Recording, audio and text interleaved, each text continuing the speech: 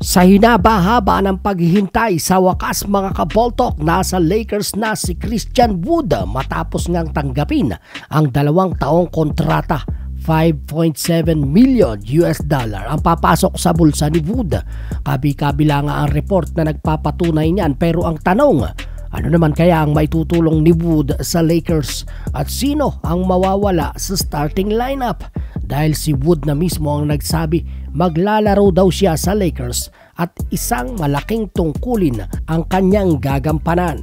Ibig sabihin starting 5 at malaking minuto ang ibibigay sa kanya at hindi magiging role player lamang.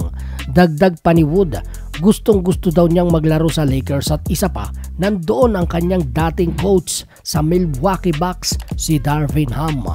Nasilip din natin mga kaboltok ang mga nawala at naidagdag sa lineup ng Lakers. Aminin man natin o hindi, dito na ako sa bago kumpara sa nakaraan dahil halata naman na nag-upgrade ng lineup ang Lakers. Si Kendrick Nunn biglang lumaki at may shooting dahil kay Hachimura.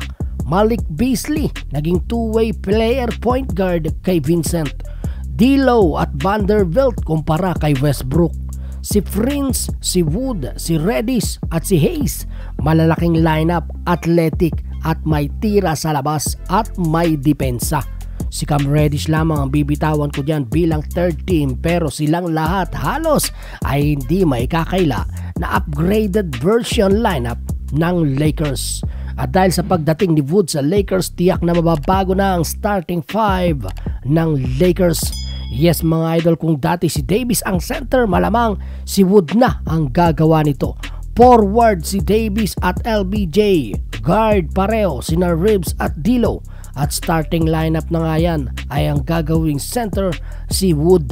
Hindi hamak na mas lumaki ang starting 5. Tumaas na rin ang 3-point shooting at ang hinahanap ko lamang dito mga kaboltok sa starting 5 ay isang elite 3-and-D wing player.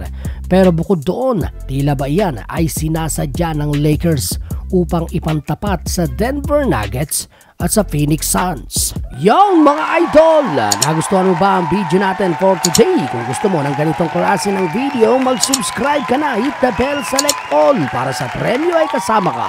Bisitahin mo na din ang ating Facebook page. Muli, salamat po, ako si John. Ito ang Basketball Talk.